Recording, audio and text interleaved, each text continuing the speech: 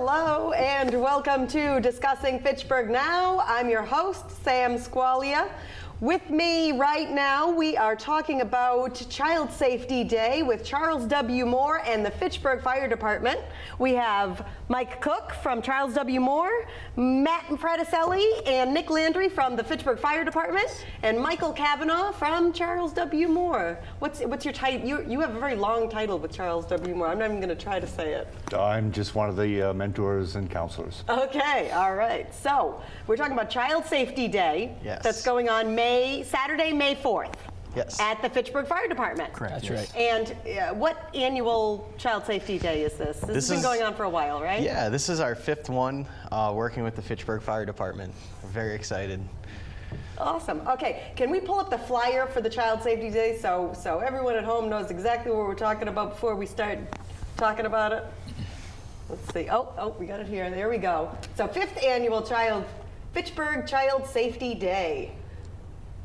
And so that's Saturday, May 4th from 9 a.m. to 3 p.m. at the fire department. So what's the bulk of the activities going on here? What's the importance of this event? The main thing is it's located at the Fitchburg Fire Department, and the Fitchburg Fire Department has their open house and their smoke trailer, which they can go into more in depth about. But we also provide child safety kits, which includes pictures, fingerprints, DNA swabs, and dental impressions, as well as a short DVD of a question and answer with the child. And all that information goes to the parents in case the child ever runs away or goes missing. It's something that can be given to police to help locate them. Hence Child Safety Day. Yep. So I come to the event with my child, and we do this little free activity. With dental impression, you take a photograph. Is it a video, the DVD? Yeah, there's photos and a video, and it's on DVD. All the information goes right to the parents. The computers we use can't save anything, so it's not that we keep a record of anything. It's all information that's given up, and then when the next person comes through the line, it's deleted, and we start over. Mm-hmm. So you don't retain any of the information, so there's no worry about that. Nothing. This is all for the parents, for your own child safety in case your child ever gets lost. And speed is of the essence. Responding quickly to inquiries from law enforcement is critical. So basically the parents don't have to go try to remember which hair brush was used by the child or toothbrush. It's a kit that can go in the freezer and stay for years, and they can pretty much just provide it to the law enforcement authorities. Oh, you put it in the freezer? That's probably the best way to preserve the DNA samples and things of that nature. Mm-hmm. So, and we encourage people to do it every few years, especially when the children are going through the adolescent years. They change so rapidly. Oh, sure. It's best to do it every couple of years. Yeah. Although we are the most photographed generation. So. That's true. Yeah. So, okay, so we have all the child safety kit that we get, and then there's all kinds of fun things at the fire department for kids. Oh, yes. Yeah, so at the fire department we have our safety trailer, our smokehouse, similar to this one. Is it like this or similar? It's similar to that. Mm-hmm. However, this is our first community event with a new trailer. So we have a brand new trailer, some new special effects in there that I don't want to give away. Save that for earthquake. Okay. Well, okay. What? I'm guessing here. All right. Okay, smoke. Smoke, yeah. And, we touch on fire safety. It's how important it is, and what happens if there is an emergency, how to get out in proper ways. So it's essentially you go into this trailer that looks like a small house, and things will start to happen. Absolutely. And you kind of teach the child, this is what you do. That's right. Yeah, and it's not just for children. It's for all ages. We've had plenty of times where adults, parents, grandparents will ask us questions or mention to us that, oh, that's new. I never even thought of that. So it's for all ages. It works good. We also have all of our trucks on displays outside on the apron, where the kids can jump in, take a look at, Can adults jump in? Yeah, sure. Oh yes. Oh yeah. Yeah. It's definitely open to everybody. Yeah. For sure. You can't drive it though. So yeah, it's a good time. I know I loved doing those types of things when I was a kid, so I love doing that now for the younger kids these days. So. Yeah. And there's clowns? There are clowns, yeah. There's Are there clowns? We have a good clown picture. Can we pull that up on the screen? My mom's going to kill me for using we this have one. Mike's mom. Mike's mom took a great picture with the clowns. There she is. Can we pull that up on the main screen? There it is. Oh, Perfect. They look good. Yeah. Are those volunteer clowns? Those are volunteer clowns. They're from the Shriners. So the Shriners are all volunteer, and they visit all the kids in the Shrine hospitals. There's 2 hospitals in Massachusetts. One's in Boston for burns, and one's in Springfield for orthopedics. So the Shrines make several visits throughout the year to the kids and cheer them up. So they also do the public events for us. So it's pretty cool. That's great. The kids love it. And is there, what else? What other activities are there for the kids? So you can go to the trucks. There's clowns. What else we got? I think just also just getting the ball rolling with any questions that parents or maybe the kids may have, having an open house, getting to meet some of the firefighters, some police officers that are there. This is a joint venture with the fire correct. department, the police department, and the Charles W. Moore Masonic Lodge. Masonic Lodge. Yep. Okay. That's correct. And the Shriners are actually Masons as well. Okay. So they're Freemasons. So they're part of you. Yes. We're all brothers. Just like firefighters and policemen. We're all, Same thing, yeah. we're brothers. Exactly. Okay. Great. Is there anything else? Food? I believe there will be food. Yeah, yes, we have, that's always a good. We have burgers, hot dogs, all that good stuff. Breakfast, bagels, donuts, coffee. Especially coffee for the parents. Yeah, that'll get me there. We get all these things donated, and we donate our time, obviously, to cook it and serve it. The police are going to have a bunch of their cruisers there as well. They're going to be giving out free bike helmets. Oh yes, oh yeah, free bike helmets by the Fitchburg Police Department. They're going to do car seat installation and safety inspections, and the Lunenburg PD is also going to have their therapy dog there. So kids can take pictures, play with the dog. The therapy dog? Yes, Oh, yes. do you know the therapy dog's name? I do not. Well, no. we'll learn it. We'll have to meet them.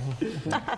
Okay, so the Child Safety Day, the 5th annual, it's at the Fitchburg Fire Department, which is at 33 North Street, Saturday, May 4th, from 9 a.m. to 3 p.m. It is free. It is free for all, free for kids, free for adults. There's all kinds of great child safety events, including the fire department giving away free helmets, child seat inspections, there's the child safety kit, there's the smoke trailer with other special things, with a brand new smoke trailer. Yeah. Face painting. Face painting? Yes. Oh, for face children. painting. Yep, we have face painting. We're going to have Fitchburg State University is working on something to do with the kids as well. The Easter egg hunt? Yeah, they canceled their Easter egg hunt for the weekend coming up because of the weather. So we're going to work out something with them where they do an Easter egg hunt or something similar They had there. face painting and all kinds of fun things going on for their events. So. Yeah, so they're going to be joining us. We have RC Excitement is going to have a remote control car track set up as well. Oh, so cool. That'll be fun. NutriShop will have a hydration station set up. Ooh. And then it's Family Martial Arts Center is going to do some self-defense classes for the kids and things like that. So this is a huge event. It's a full day thing, Yeah. yes. Full day. If you come, you be ready to be entertained for many hours because there's all kinds of things to do. Yes, and they're all free. That's And they're the all best free. part. This is fantastic. And this is so who pays for the event? Is it largely sponsored by the Freemasons? Is there any donations that anyone might, if someone wants to help support your event, how can they do that? A lot of the donations come from different guys in the lodge. We have a charity fund that we use, so they come from that. And then all the other vendors, including the fire department, police department, they donate all their time and resources on their own. So it's really a full community event that everyone comes together to put this on and make a difference. Has been growing every year too? Yes, yeah, the first year we did it, we gave out 80 of the child safety kits. Last year we were well over 150, so it's grown significantly. This year we think we'll hit 250 pretty easy with the bigger social media presence and a lot of these other vendors. So it's going to be a busy day. Oh yeah. The Freemasons do this throughout the state, and this is probably one of the largest events the Freemasons have in regards to the Child Safety Day and the My Chip event. And no, we do not install chips in anyone. Yes. It is called, it's a My Masonic. Chip. It's kind of an unfortunate name. But it's decades old, before the chips were ever invented. Child. It's Masonic Youth Child. Say it. Go. Can you say it? Masonic? My Chip. Yeah, Masonic Youth Child Identification Program. Oh, CH is Yes. child. Yes. Right. Yes.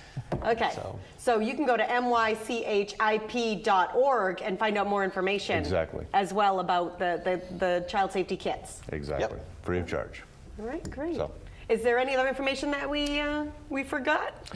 It should probably, hopefully, it depends on the amount of volume and the timing. It should probably take no more than 15 minutes to go for a child to go through the whole process, because we have to take weight and height and things of that nature. But if I were to guess an amount of time, it'd be about 15 minutes Figure 15 minutes for the process for the child safety for the kit. child to go through and receive the kit. And in the meantime, you can be hanging Face around, drinking painting coffee, and- face exactly. painting, Yep. playing with the clowns. Exactly. Get your picture taken with the clowns. Get your mom's picture taken Yes. with the clowns. Definitely, yeah. Yeah, there is Experience in plenty to do. Yeah. All right, great. So make sure that you head down to the fire department, 33 North Street, Saturday, May 4th from 9 a.m. to 3 p.m. and check out all the amazing amount of activities that's going on this year. All right, thank you so much, guys, from the Charles W. Moore Lodge and the Fitchburg Fire Department. Thank you. Thanks. Appreciate it. We'll be back with the healthcare, talking about healthcare awareness. Hello and welcome to FATV, Fitchburg Access Television. Each week we take pride in providing some of the best public access television programs in New England. From FATV live sporting events, city meetings, and school functions, to weekly shows such as Barbara and You, Inside and Discussing Fitchburg, Sports Weekly, Weekly Wellness, and Our City. Our dedicated staff of industry professionals and hard-working volunteers is here each week working behind the scenes, making it all happen. Besides on air, our programming is also shown live online, where you can see our shows in beautiful high definition. You can also search through our archive of past shows and watch anytime at your leisure. But did you know you can also be part of the action? Become a member of FATV, and you gain access to all the equipment, studio space, and classes that FATV has to offer. You can create your own show, volunteer for exciting live events in our studio, or all around the city in our high-quality mobile broadcast truck. The possibilities are endless. For a small fee, you can become an individual member. Or for a little more, you and a group of friends can become part of a rising trend in the future of television. From sports shows to news shows, civic events, and talk shows, you can be in the driver's seat by directing and even starring in your own production. Also, students are free. FATV staff can assist you by getting your new show up and running with professional industry standard equipment, TV studio time, and private editing suites. All you need are friends to help out, and before you know it, you will be on the air. So if you have a great idea for a TV show and want to share it with the world, stop by 175 Kimball Street, Fitchburg for a free tour of our facility. You can also contact us at 978-343-0834 or email us at info@fatv.org. Fitchburg Access Television, working together for a stronger community.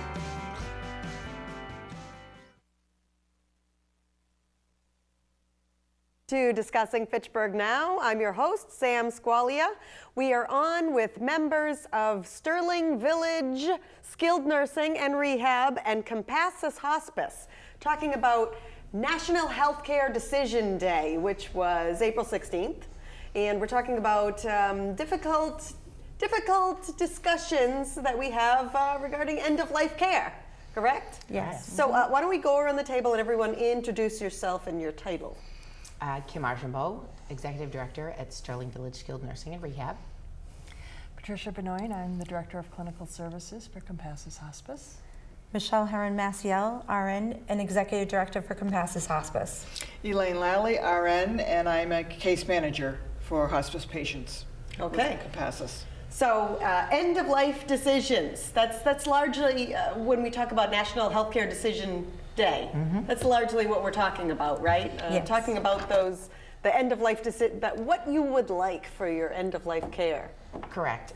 When we talk about end of life care, we don't want people to be thinking of it when they're at the end of life. It's the time to stop being the caregiver and be the family member again, or be the best friend.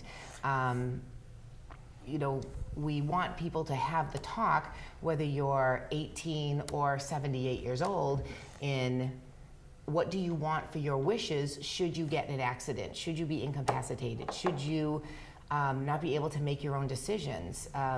We had talked about, death and taxes are the inevitable. The two inevitable things in life, death and taxes, and National Healthcare Decision Day is right on tax day, or right next to it. Yeah. And it's okay to have the discussion. It's not going to happen tomorrow, but it's going to happen. And to have the discussion with your closest people that you entrust as to what do you want your wishes to be. And everybody's different. Everyone wants to be taken care of differently. Everyone wants to pass differently. Everyone wants a remembrance differently. So having the discussion now is a good thing. Putting it down on paper makes it legal, and it lets people know no matter where you end up versus hospital, home, with a hospice company, in a skilled nursing facility for care, which could also include hospice with you. Lets us know what you want and lets your family take care of you and be there at that time. What are the typical end of life scenarios? Do most people plan out their end of life care? And if they don't, what kind of happens?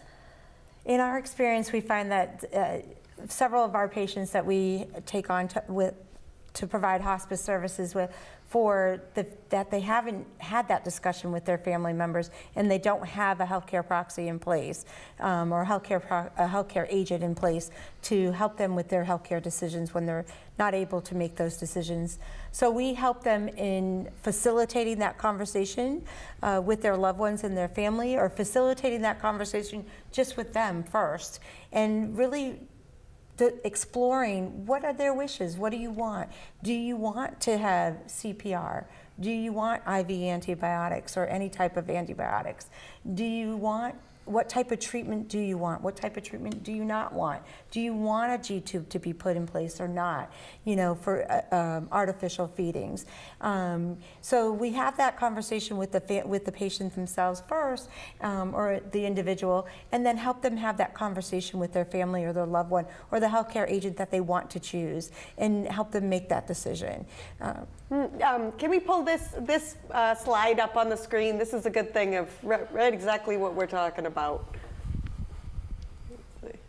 Do you know what healthcare treatments you would and would not want if you could not speak for yourself? Right? So that's exactly what you were saying. Right. Exactly. And yes. I can't say that I would know what my husband would want. We haven't had this discussion. Yeah. This is a good time to have that discussion. So here's one question right on that. Now, I would automatically think that I was my husband's healthcare proxy. Is that true? No. Your healthcare proxy has to be decided by you and then put on paper, either through a durable power of attorney or a healthcare proxy form. You can have a primary and an alternate. Always good to have two. Some people choose to just have one, but if that person is on vacation, or if you filled this out and it's 10 years down the road and that person can't make decisions, you have your alternate in place. With that being said, you can have the discussion of what would you like, you can list different scenarios that aren't happening. And if, that then leads to the MOST form, the Massachusetts Order for Life-Sustaining Treatment. So I have a MOST form here. This is this is the MOST form, right? That's the instructions. Oh, this is the instructions. Yep. Oh, okay. Here's what a MOST form is. So where do we get a MOST form? Are these available online? They are actually available online. Yeah. Yes. It's most-ma.org. That's MOLST-MA.org. and they have this form online. Yes, they do. And what is the MOLST form? Go ahead, Patricia. The MOLST form it's a medical order for life-sustaining treatment. So before you get to the point where you can't make the decision for yourself, you are able to have a discussion with your physician and talk about what it is you want. Do you want somebody to do CPR? Do you want them to put a tube down or intubate you so that you can breathe? Do you want to have a tube feeding? Do you want, put in so that they can feed you artificially? It talks about dialysis. It talks about all of those things that are life-sustaining and whether or not you want to have those. And the discussion should happen between you and your physician or the nurse practitioner or physician's assistant so that they can document this. This is an order from a physician of your requests. So you can take this form if you go to molst-ma.org and you can fill this out yourself. Yeah. And then you can take this to your physician or your nurse practitioner or the physician's assistant. Physician's assistant in Massachusetts. Yes. And they can discuss all your choices. Like, for example, here it says, do you want to transfer to hospital only for comfort, or yes, do not transfer, or transfer to hospital. It has, do you want to intubate and ventilate, or do not?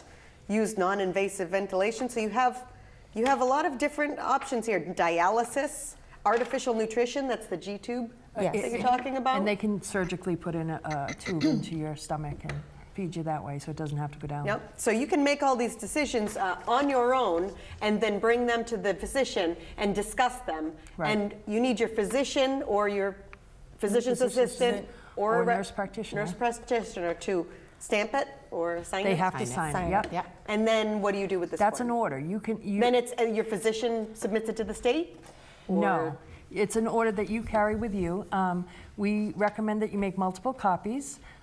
If in the event, we tell all of our elders and our home patients to post that on the refrigerator because it's a national, Oh, yes. the emergency medical system knows that's where to look Check for the any of refrigerator. those. Yep, so they check the refrigerator. I know for with my everything. grandmother, we put all her prescriptions and everything on the refrigerator. So if this is on the refrigerator, that's where the EMTs are going to look. So if somebody were to call 911 and you chose not to be hospitalized or you chose not to have CPR, that's where they'll find it there, and they'll know not to do those things because that's not what you've chosen. And is this the type of form that everyone should fill out? Or Yes, they should. Seniors? Is it largely Anyone better from for the seniors? age 18 and up. 18 and up. Yes. And even if you want everything done, Yeah. put it in writing. So that everyone knows. That you want everything done. And that order is only as good today. If you do another one tomorrow, that supersedes this order. Right. So if you decide today that you want everything done and then tomorrow you change your mind, you just get the order redone. So it's not set in stone Yep. until you can rewrite the stone. right. Correct. Yeah, you Absolutely. can rewrite this on because what you want today may not be what you want down the road. So And so this isn't the same as a healthcare proxy, but this is something that your healthcare proxy can use to help guide your decisions. correct. We were talking in the green room earlier about the ages. Age 18, you're considered a legal adult. Your parents can't make any decisions for you anymore. So like on that same thread, I would think that my daughter, when my 18-year-old daughter got into a car accident, I would be able to make decisions for her, but that's not true. Right. Correct. I would have to go to court to make any decisions. Yeah, if your child's in the hospital and it's life-threatening, they're going to do everything they can to keep that person alive. And you would have to go to court to get a guardianship to then say what you want your wishes to be, because every scenario could be different. We just don't think of that because you don't want to. It's not something good. But you could also have your 85-year-old parent, and you may want them to keep them alive forever, but you have to think of what is their quality of life going to be, and do they want you to keep them alive? Because there might be a difference between a healthy 20-year-old, and quality of life, and an 85-year-old that has health conditions. Correct. Correct. And it's always good to readdress the wishes of the person. If you're the agent, if I was Elaine's agent, I would ask Elaine every few years, you know, you asked me to be your healthcare agent, and in your healthcare proxy, are your wishes still the same? What are your wishes today? And just revisit that conversation. It's not always an easy conversation to have, especially with people who are going through either a chronic or an acute illness, to have that conversation. But you want to open up that door and start the conversation young, so as we age, we're continuously having that conversation around what our choices are. And like Kim was saying earlier, and Patricia and Elaine, that you know, your choices may change as you age, depending on what's going on in your life, what type of illnesses you have. Did you overcome, or you have a new diagnosis, illness that you're not sure what the expectancy is of it. You know, always ask the question of your doctors and of your healthcare providers, you know, tell me a little bit more. What is the prognosis of this, or what is the outcome of this disease process, so that you're very well informed, so that you can make an informed decision as well for what your wishes are. For instance, you know, I had a cousin who was diagnosed with a terminally ill diagnosis about a month prior to delivering her daughter. She had her daughter, and because she was undergoing treatment, they never told her that she was not going to be able to hold her daughter. Had they told her that, she would have been able to make a different decision. Prolonged treatment until after the birth. Right, exactly. So, you know, so those types of things, ask the questions. Don't be afraid to ask the question about the process. What's the prognosis? What if I do this treatment versus doing nothing? What are the outcomes of both? Always make sure you're asking the question. Sometimes, you know, we're all human, and some physicians have difficulty in answering those questions. But if you ask them, they're going to answer it for you. And so I always encourage people to ask. And when I'm talking to people about their healthcare proxy or making that decision, I'm always asking, what do you know about your disease or the illness that you have? So that, and then helping them explain to them, well, this is what could happen, and then they're making an informed decision. So they can say, no, I don't want that to be done, or I want that. You know, I want that IV, I want that hydration. Okay, then great, then let's put it on that, yes, you want the hydration, you know, the IV hydration that's on the most form. Or vice versa, no, I don't want that. I don't want anything that's gonna sustain my life longer. I just want good quality care to be, my symptoms to be treated, and to make sure I'm not in pain, I'm comfortable. So that sounds like that sounds like it could be a difficult decision, so, a conversation to have with like a loved one. For example, I have cancer, and I have this discussion with my husband, and we go through the form, and I say, okay, I don't want any treatment. If this happens, I don't want any treatment. And it's like, whoa. Right. You're gonna get treatment. We need you. Your family needs you. You know, and I could feel like there could be a lot of guilt in that conversation from your loved ones. How do you best have that conversation? It's a difficult conversation, and that's part of the reason why you need to have it before you get sick. You need to talk about what your expectations for your own end of life are going to be. And if you talk about that to each other, your husband, before you actually get sick, then he's going to understand more about what it is you want when and if you do get sick. And you kind of practice having that conversation before it's real. Right. When it's real, there's so many emotions, there's so much going on, you know. And every scenario is different. And it's harder to make the decision when you're in the midst of all that. Absolutely. We can't even, you know, I can't fathom not being here. But yet, if I talk to my grandmother, she may say to me, my Lord, I've outlasted everyone else. It's just time to go. I'm not in pain. Let it be. That sounds like my grandmother. Can we pull this slide on the screen? This is a perfect segue into exactly what we're talking about now. Questions to discuss with your loved one, right? What do you want and not want at the end of your life? Who should speak for you? What are your concerns? What gives your life the most meaning? Yes. That's an interesting question. Part of the reason for that question is because we see it a lot in hospice, and we see it a lot. I did long-term care for 20 years, and meaning for me is probably different than meaning for you, but seeing a sunset for somebody might give their life meaning, and if they're stuck in a nursing home, they don't get to see the sunset. Or they don't get to see the sunrise, but that might be meaning to them. So they may not want to live in a nursing home because they will never get to see what gives them meaning. Or skiing. Or skiing. Yeah, it's the one going thing, to the beach. Yeah, going to the beach is the one thing that I love to do. Right. And if I do this certain treatment, I won't be able to go into the sun, Right. and that will really hurt my life. And also the Or my question. quality of life.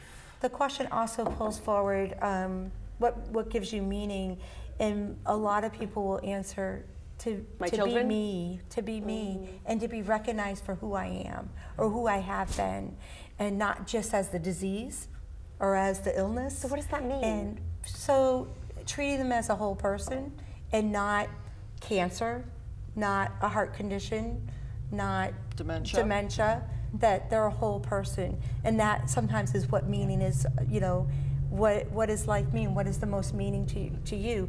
So, I tell my kids all the time, I want to be remembered as, I love to dance. I love what I do. I love being a hospice nurse. I love being a nurse. This is who I am, and who I want people to remember me as. I don't want to be remembered as, she had cancer, wasn't that sad? Oh, she had a heart condition, that's what she died from. So who are you, and what meaning? What's your life meaning? What did you bring forward? What are you leaving behind? What legacy are you leaving behind?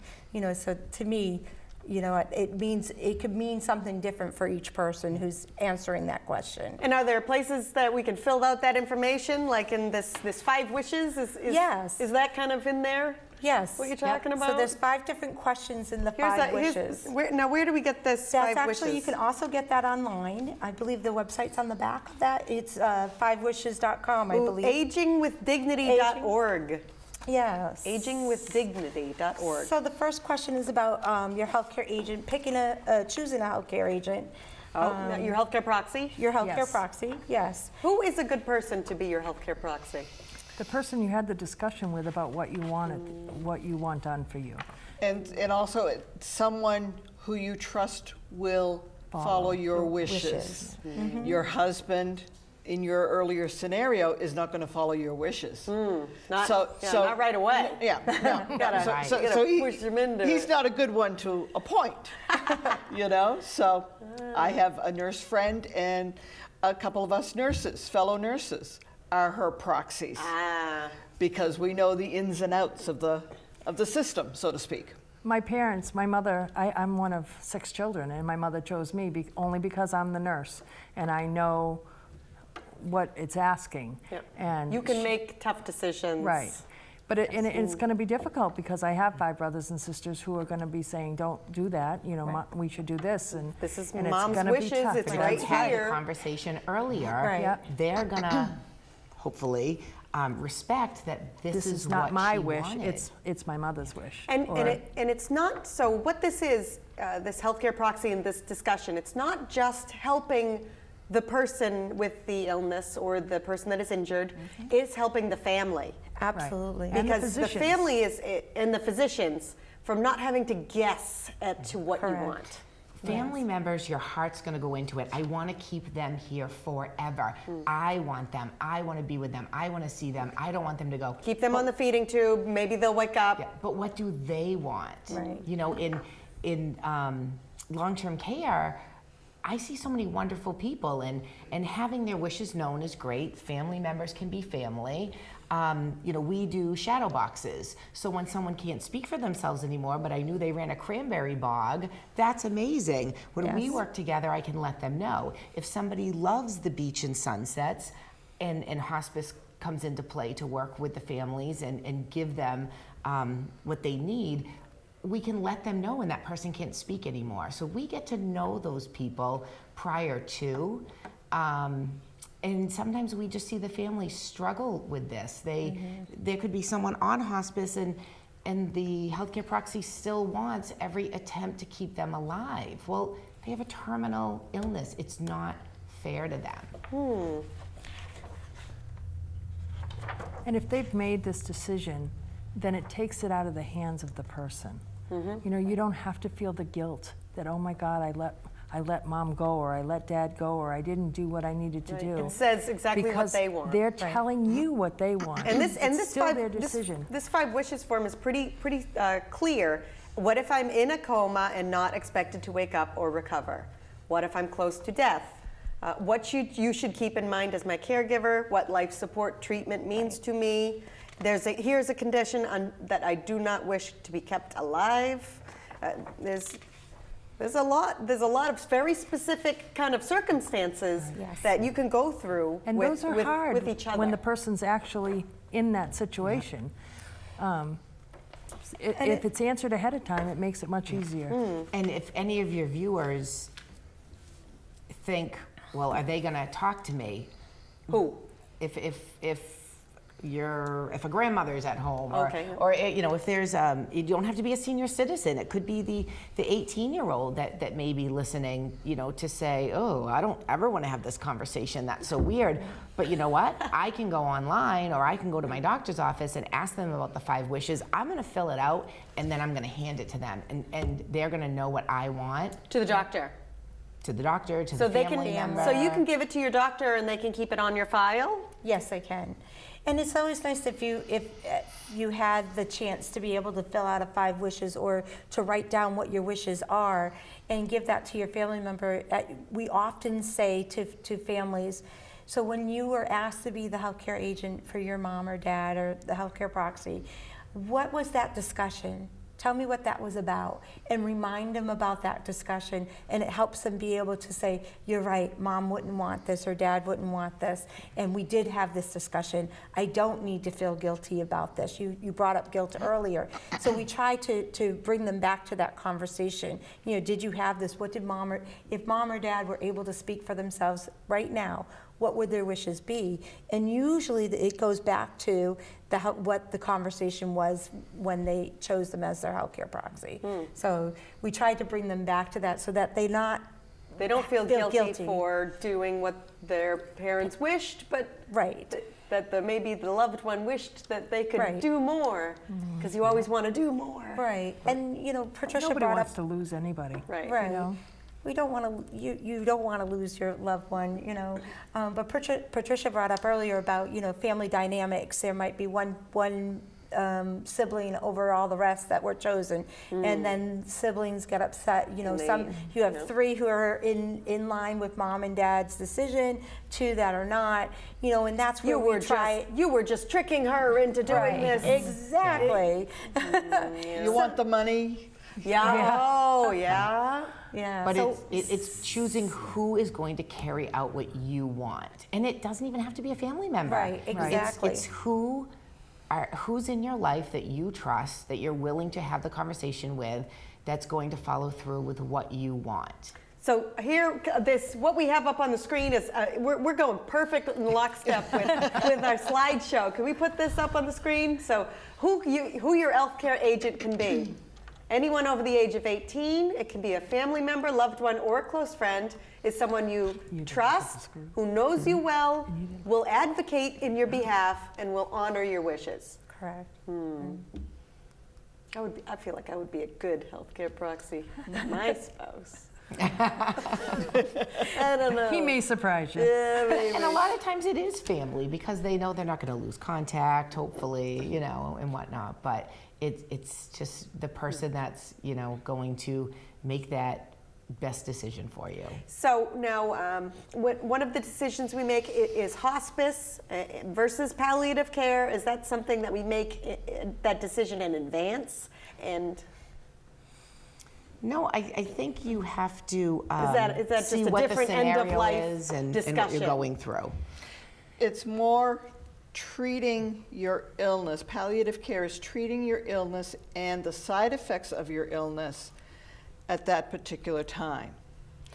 Later on, when you've decided you're all done your treatments, you don't want to be going back to the hospital, but you still have that illness, you still have that disease, that's where hospice comes in. And so you've switched from the palliative, keeping me comfortable while I do this, to the hospice, which says, keep me comfortable now that I've stopped doing this. That sounds like a difficult healthcare decision to make for yourself and for your family. Absolutely, and the physicians are getting much better at helping them with I it. could see from your family members saying, like, so you're just going to give up, right? You do hear that. Yeah. So what's the difference between, you know, what is hospice? Palliative care, that's you're treating your illness. So And staying comfortable. Yeah, and you're comfortable. And what is hospice? And Hospice is caring for somebody who is sick, who has a terminal illness, but we're caring for them and their family. That's the important part. We're also incorporating the caregivers, extended family, children, grandchildren.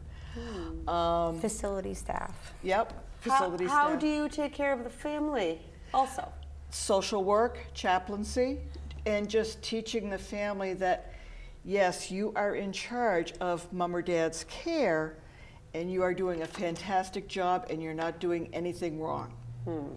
And supporting them, because if they're not in a facility or in assisted living and they're at home, that family is 100%, 24 hours a day, taking care of that person, unless they've hired other hospice care other workers? caregivers to come in. Yes. So, and just reminding them, yes, it's tough work, and reminding them to take care of themselves while they're taking care of that sick family member too. You know, are you eating enough? Are you getting enough sleep? Are you going outside for a walk around the block? You know, and so that's what we're there for, is to encourage them with their own self-care as they're caring for their loved ones. There's also aftercare. If a person does pass away, the hospice company doesn't say we're done. They follow up with the family. They make sure that they're okay. As you had mentioned, facility members, we take care of people for years. Sometimes family visits, sometimes family don't. We become their family. At the Sterling Village? Yeah, and it's difficult to see them pass. I've had nurses and aides, I've had housekeepers cry because they're so attached to that person, and we need them too. You know, and what people don't realize is hospice is a benefit that you've paid for through Social Security. Right. You deserve to utilize it. It doesn't mean you're dying. It means you're in a decline, and they're here to help you. Some people do pass away. Other people graduate from hospice, and they come off the benefit, and they can utilize it again down the road if it's needed. And I think that people just need to understand that, and not when they're in the moment of making a decision.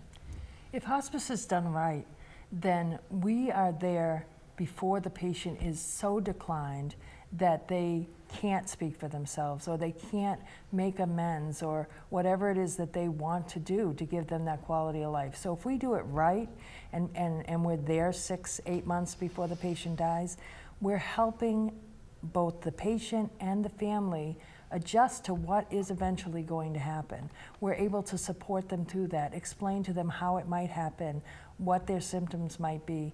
We prepare them, and we've, you know, I mean, I was a long-term care nurse, and long-term care is long-term hospice. It really is. That's what it is. And They're aging in place. Yes. There's going to be declines coming.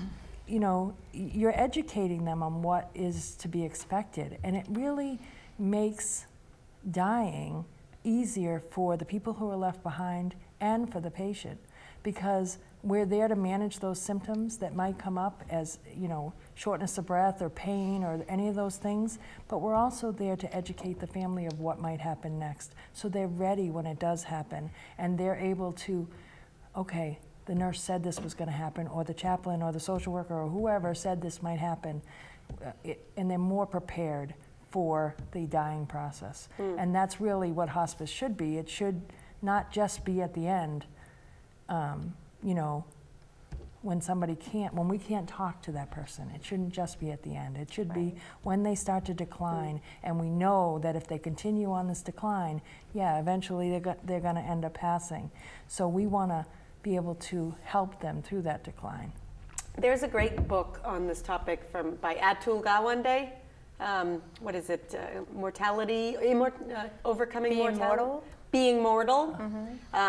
That is a fantastic book that discusses kind of hospice care and end-of-life care and when to make that decision, especially regarding cancer. Right. So at what point do you stop treatment of cancer and start hospice? You know, stop, you know, the painful treatments that can come with cancer treatment and start hospice and enjoying the end of your life. So I always talk to my patients about the risks and benefits. So if they are at home, they have to get up, get showered, get in a car, go sit in a hospital for 6 or 8 hours, get back in the car, drive back home, and go to bed. These are cancer treatments you're discussing? Yes, I'm sorry. So at what point in time are they unable physically to do that, or they just don't want to do it anymore? You know, that's... What are they missing while they're doing it? Right. You know, did they miss their granddaughter's birthday because I had a treatment in Boston I had to go to? You know, or whatever. Or how does this treatment, you know, having that discussion with your doctor on how does this treatment help me? How does it extend my life? How does that life extension, what does the quality of my life look like in that time? Right. The quality versus the quantity. If you want, you might have 6 weeks of no treatment, no pain, not being sick to your stomach all the time. And, you know, do I want that so that I can see my granddaughter in 6 weeks graduate from college? Go to my son's wedding. Right. Or do I just want to stay home and enjoy life for the moment? So that's your quality versus your quantity. Is that the kind of decision, at what point should you start making those decisions? Because that kind of sounds like the decision that you'd want to make in the moment, right? That's not something you pre-plan, right? No, and I think it's whatever disease you may have, whether it be cancer or another comorbidity, is, you know, what is your quality of life, and how far is it going? And when we talk cancer, there could be all different forms, you know. Is it a leukemia? Is it, what organ is it in? Is it metastasized? And I think people have to make those decisions as it progresses. Is it, and what does it affect? Correct. But they need to ask their physicians some tough questions. Right. You know, they need to and know. Maybe your loved one needs to help you ask those tough questions. Yes. It's always nice if you're able to have somebody to be there with you at a doctor's appointment when you know you might be getting information that it could be a little bit overwhelming. And that person, then you and that other person that you've invited to the appointment can discuss it later and then make another appointment to ask further questions of the physician. The physician really should be, or the doctor should be telling you, the nurse practitioner, physician assistant, you know, the pros and cons of treatment. Sometimes they don't always go through all of that in that first meeting with you. You already have an idea if you've gone through this, the 5 wishes and your healthcare proxy, picking your agent, that you kind of know what you want and what you don't want. And so by having all the facts and information, the pros and cons, as Elaine was talking about, then you can make that decision earlier rather than later. You know, okay, I'm going to take treatment up to this point, and when it starts to be like this, then I'm going to stop. You know, so you can take your most form, and you can update it. Correct. Based Yes. on how you might see your symptoms progress. Right, exactly. And with the discussion, from the physician. We have to, and I think we're talking about healthcare proxy, we're talking about the disease. The physician is the one that makes those diagnoses, and they should help you with the prognosis. They should be able to explain to you where you're at. And sometimes, we do treatment or we elect treatment because we don't always hear what the physician is saying to us. You hear that word cancer, we all hear that, and you think, oh my God, I'm dying. How am I gonna stop that from happening? And you just think about the treatments that you're going to need to stay alive. But you need to ask the tough question from the doctor, if I do this treatment, what's it gonna do for me? How is that gonna affect me? How am I gonna live with this? And we talked earlier about what is the meaning to me, what is the life's meaning? If it's going to affect your life's meaning and you're not able to live life the way you want or be you, is it worth having that treatment? Those are discussions that you really need to have with the doctor. What's this going to do to me? How long will the treatments last? What will affect my quality of life? How will it prolong my life? Right. And versus... And will it prolong my life? And will it prolong my life? Right. Yeah, there's a difference between the quantity of life and your quality of life. Right. And quality is very important for most people. And, versus the quantity. There's treatment out there that can keep most people alive until they're 100, but the quality of their life, they might be bedridden, no longer able to enjoy anything that meant anything to them or provided meaning to them. So, excuse me. It's really, as Patricia was saying, the physician helping you and providing you with all the information so that you can make an informed decision. And sometimes the hard question is thinking about, will I be here? And the physician asking, when we get a call from the physician's office or we get a call from the nursing home, and we'll call the physician to get that order for them to come on to hospice, and no, I don't think so, they're not ready. And I'll ask the question, well, their birthday's in 6 months from now, do you think they'll be here 6 months from now? Or for Christmas, a significant. You'll ask that to the physician? Yeah, I'll ask that of the physician, because sometimes your physician's been your physician for a while, and it's a hard discussion to have. Even how with hard it is with your Yeah. loved one. It's hard for the physicians as well, and some physicians do it very well, and some physicians don't, and that's why we encourage people to ask the question of your physicians. Open that dialogue with them. That way they feel more comfortable having that conversation with you, and they're going to be more open and honest with you as well. And most physicians, they're not trying not to be honest with you, but they have emotions too. We're all human, and we all have difficulties having the conversation. And they became a doctor to help cure people. Sure.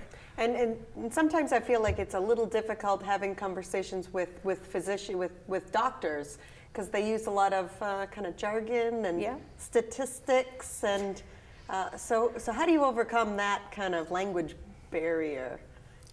I think that it kind of goes back to the basics. Like you were saying, they became a physician to help people. And yes, sometimes they'll talk over our heads, and we just have to say to them, I need to understand what you're saying. Can you just break this down for me? They're going to give you your scenarios, they're going to give you your options, they're going to give you so much information to make that best educated decision for your diagnosis, and then you have to decide what you want. But I think that let them know. Another reason to bring a friend or a loved one with you that isn't afraid to ask questions. Right. One thing I want to jump in here, excuse me, when you bring that loved one with you, make sure they have a pad of paper and a pen. Right. Because the memory is a tricky thing. Yeah. I might remember one conversation, and Michelle might remember a different way of the same conversation. Right. Remember the game telephone? Yeah, write it down. It always changes by the time it gets to the end. So, always have somebody there that can write things down, and then afterwards say, oh yeah, remember he talked about this? And it's like, it, you know, a little light bulb goes on and says, And this is another good reason to have a form like this that can't be questioned, really. Right. Like, there's he clearly no filled gray out this areas. box and then wrote this right here. Yeah. Right. Yeah. You know, and you could be in the hospital for an elective surgery and you don't know what's going to happen in that surgery. They give you your Anesthesia. your anesthesia. You don't know how you're going to react to You that. could go into a coma. That's why they tell you, you know, here's what could happen up to and including death. So you can go in for an elective surgery. You don't know what's going to happen. Have those forms filled out. Right. Take that off of your loved one and have your decisions already made. And have your healthcare proxy decided. Yes. Right. So that they're available for you. What is that? Should we pull that up? Sarah, should we pull that up on the screen?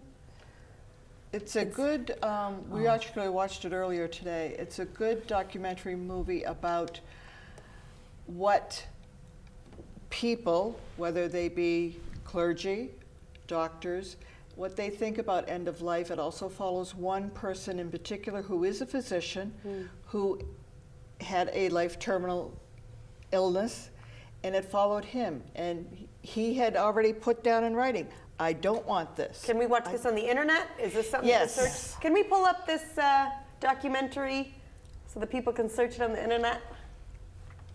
There we go. Consider the Conversation. So if you search Consider the Conversation, Yep. maybe Yes. on YouTube or Yep. the internet, Yes. Yep. you'll be able to watch this video.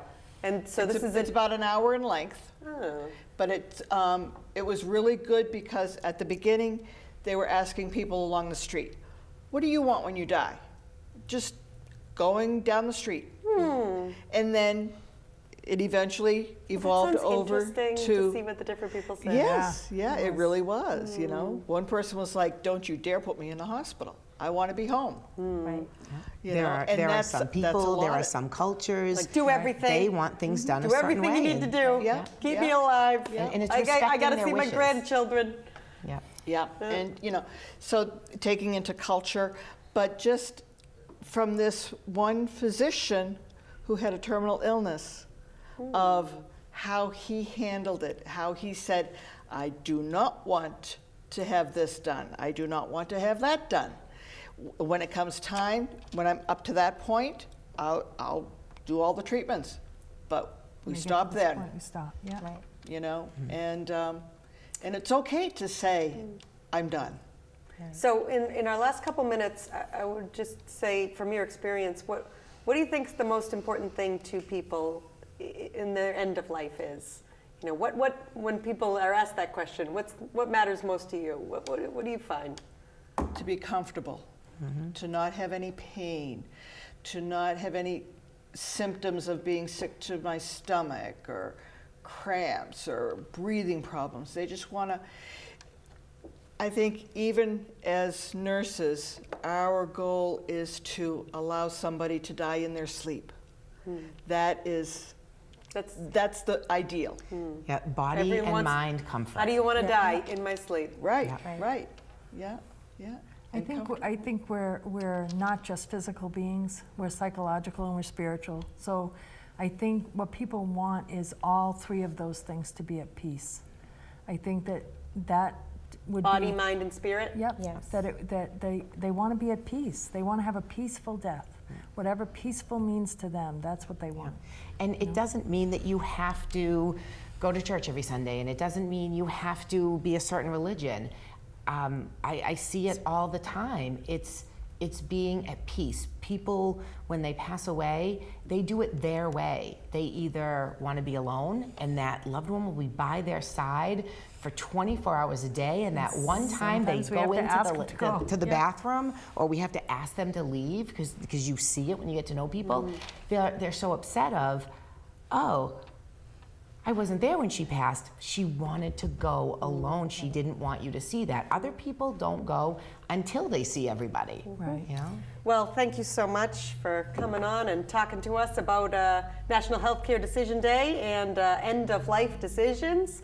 Again, we've been talking with members from Compassus Yes. Hospice in Yes. Auburn. Yes. And Sterling Village Skilled Nursing and Rehabilitation, Kim is the executive director there.